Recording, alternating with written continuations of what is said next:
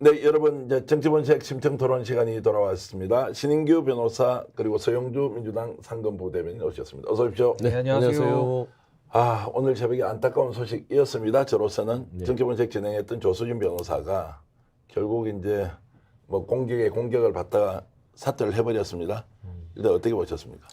우선은 조수진 변호사가 이제 갑자기 이제 사실은 공천을 받게 된 것인데 뭐 지금 이제 사퇴의 변을 보니까는 이제 변호 논란이 있더라고요. 근데 사실 저는 같은 업을 하고 있는 변호사 입장에서는 국선 변호, 사선 변호로 나뉘는데 사선에서 변호가 안 되는 분들을 국선 변호로 배당받아서 변호사들이 사실은 공익적 차원에서 변호 업무를 수행하는 거거든요. 근데 그걸 가지고 왜 그 변호인을 맡았냐 내지는 그 변론 과정에서 뭐 다소 무리한 주장이 있었다고 하더라도 그걸 가지고서 뭐 성범죄를 옹호했다는 식으로 둔갑시키는 것은 너무 과도한 저는 비판 아닌가. 이런 식으로 비판을 하면 사실은 변호사의 변호 업무라는 것, 어떤 범죄자라도 우리가 문명국가하에서 누구라도 변호를 받을 권리가 있는 거거든요. 방어권이 있는 거거든요. 그래서 헌법상 기본권 차원에서는 좀 매우 무리한 저는 좀 공세다라는 생각을 좀 가지고 있습니다. 한 사람을 악마로 만들어서 마녀 사냥을 했죠. 정말로 네.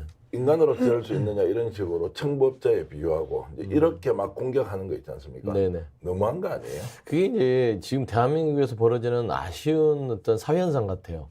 어떤 한 사람이 무슨 꼬투리가 잡히면 거기에 대해서 집요하게 파고들어서 그 잘못에 대한 부분들의 시시비비 그리고 그런 어떤 현상이 나타날 수밖에 없는 그런 여러 가지 이 상황들이 있지 않습니까? 그러니까 예를 들어서 조수진 변호사가 변호사 업을 하면서 사람을 가려가면서 하는 그런 거는 뭐 정치를 오랫동안 꿈꿔왔다면 그렇게 할 수 있죠. 근데 변호업이라는 게 그렇지 않잖아요. 그 누구도 변론을 해야 되고 그리고 변호사가 승소하려고 변호하지 패소하려고 변호한 사람이 있습니까? 그렇지 않잖아요. 그래서 저도 최근에 이제 조수진 변호사 관련해서 비판 여론들이나 이런 게 있을 때 방송에 나가서 이런 얘기를 했어요.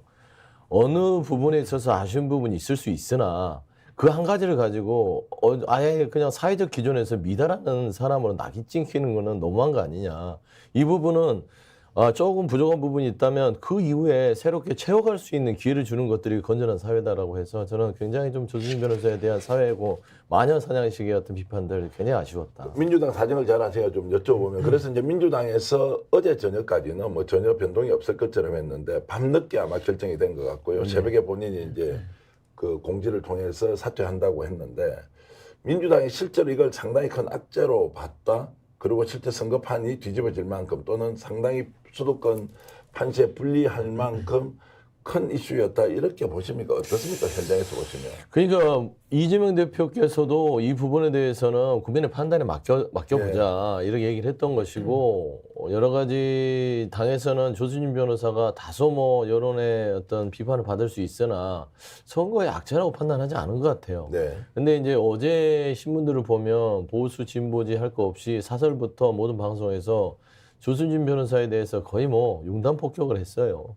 그러다 보니까 이제 이런 부분들이 과연 그러니까 어린이 어떤 그런 성범죄 피해자와 여러 가지 사회적 약자에 대한 부분에 있어서 과연 그게 국민 눈높이에 맞냐라는 여론들이 당내에서 갑자기 부담으로 느꼈던 것 같고 최근에 보면은 이제 민주당이 성범죄와 관련돼서 너무 관대하다. 예전에 이제 우리 아픔이 있지 않습니까? 박원순 전 시장부터 해서 오거돈 시장 이런 부분들에 있어서의 연관까지 지금 보수 쪽에서 공격이 들어오니까 아마 총선을 20일 앞둔 상황에서는 조금 마음 아픈 결정을 한 것 같습니다. 저 민주당이 이제 조수진 변호사를 저는 2번 죽였다. 이걸 몰랐던 것도 아니고 그 지금 뭐 블로그에 올라있는 그런 오래된 이야기고요. 과거에도 또 이렇게 언급이 됐는데 변호사업의 이제 특징과 또는 윤리 규정에 맞느냐 아니냐 이제 이런 것들도 있었는데 이게 공천을 취소할 정도의 상황이 됐느냐. 물론 자진사퇴 형식이었지만. 자, 그래서 제가 드는 생각이 그러면 이번에 출마했던 국회의원들 여야 가리지 않고 변호사 출신이 많지 않습니까? 본인이 지금까지 변론했던 거 다 한번 찾아내서 피해자 쪽이 아니라 가해자 쪽에도 얼마든지 변호를 많이 했을 거 아닙니까? 그래서 시시비비를 다 가려보자. 이렇게 하면 정말로 이런 유사한 사건이 있으면 이제 정치를 하면 안 됩니다. 이렇게 지금 이분법적으로 볼 수도 있는 거 아닌가요? 그러니까 사실은 성범죄자의 전과가 있다 그러면 그런 사람 절대 공천하면 안 되는 거죠. 그건 너무나도 상식적인 문제고 지금 문제되는 것은 성범죄를 저지른 사람을 변호사가 본인의 자격을 가지고 우리 헌법에는 누구나 변론을 받을 권리가 방어권이 규정돼 있거든요. 근데 지금 이게 국선 변호라는 것은 이미 그 범죄자가 돈이 있으면 사선 변론을 했겠죠. 좋은 변호사 만나가지고 어떻게 방어를 받았을 텐데 아무도 안 맡아주고 이제 돈이 부족할 때 이제 사선 변호가 안 되니까 국선으로 오고 변호사들은 국가로부터 아주 소액의 정말 종이값이나 이동비 정도만 받고 국선 변호를 해주는 거거든요. 그러니까 이것은 문명사회가 가져온 어떤 범죄자라고 하더라도 법정 앞에서 과도한 처벌을 받아서는 안 된다. 최소한의 인간적으로 방어받을 권리는 보장돼야 된다라는 이런 문명사회의 기본 원칙 속에서 변호사가 변호 업무를 하는 것인데 그걸 가지고서 당신은 성범죄자를 변호했으니까 성범죄를 옹호한 것이고 그러니까는 국민의 대표가 될 자격이 없다. 이런 식의 논리적 비약을 갖다 쓰는 것은 그건 변호사 업무 자체를 하지 말란 얘기거든요. 그래서 저는 뭐 조수진 변호사가 매우 좀 부담스럽기 때문에 아무래도 선거에 미칠 악영향을 고려해서 뭐 사퇴를 했습니다마는 저는 뭐 충분히 이것은 돌파가 될 수 있는 논란 아닌가. 그리고 너무나도 과도하게 논란을 만들려고 하는 것은 전 국민들께서 다 지켜보고 계시거든요. 충분히 전 설명이 가능했을 거라고 보는데 어제 밤에 그렇게 뭐 입장을 내서 좀 저는 좀 매우 좀 안타깝게 생각을 했습니다. 저는 혼자 이런 생각을 해봤죠. 이제 음주운전 사망 사고에 피해가 아동이거나 여성이거나 사회적 약자가 피해를 봤다. 만약에 그 사람을 변호하는 가해자 쪽의 변호사가 정치를 할 수 없다.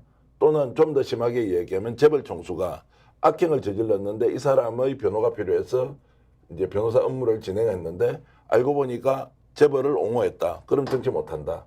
자, 이렇게 가버리면 변호사 제도를 바꾸는 수밖에 없죠. 말씀하셨듯이 국선 변호라는 것은 사회적 약자가 비록 가해자라 하더라도 돈이 없을 경우에는 국가가 예산을 들여서 최소 비용으로 그 사람이 방어권을 보장해주는 일종의 선진화된 제도잖아요. 그러니까 변호라는 게 뭐냐면요. 본인이 5개, 그러니까 5의 죄를 졌으면은 5만큼 처벌을 받으라는 것이 우리 이제 그 재판의 기능인데 실제로 재판받아 보면은 5만큼만 잘못을 했어도 10의 벌을 받는 경우가 많거든요. 그래서 변호사는 죄를 저지른 만큼만 처벌을 받게끔 그 비례의 원칙을 맞춰주는 역할을 하는 게 변호사의 업무거든요. 근데 그 업무를 죄를 지은 사람이 돈이 많으면 당연히 어떤 사선 변호사를 뭐 맞는 금액에 맞춰서 수임을 하면 되는데 아무도 수임을 안 해주는, 그러니까 소위 말해서 돈이 없을 수 있지 않습니까? 그렇기 때문에 국선 변호를 통해 가지고 국가가 이 변호사들을 지정해 가지고 사실 사건도 가려받는 것도 아닙니다. 그냥 국가가 배당하면 그 사건 하는 거거든요.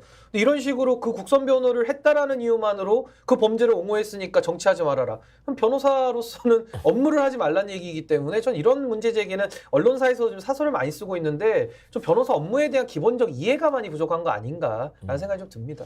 그래서 지금 이제 댓글로도 상록수님은 그러면 변호사의 이제 변론 방법조차도 다 검증을 해서 그 내용이 무엇인지 사실은 판사가 판단을 마지막에 하는 것이고 변호사는 가해자건 피해자건 그 사람의 어쨌든 범죄 사실에 대해서 법이 정한 범위 안에서 최소치를 받도록 하는 것이 제가 알고 있는 변호사의 고유 업무인데 이번에 조선희 변호사와 관련 내용을 들어보니까 참 안타깝고 설명 안 되는 부분이 많다. 요 정도를 일단 좀 정리하고 넘어가겠습니다. 스픽스는 말하는 언론입니다. 대세는 유튜브, 그중에서 스픽스. 좋아요, 댓글, 구독, 알림 설정. 여러분이 저희를 사랑해 주시고 우리가 여러분을 사랑하는 4가지 방법입니다.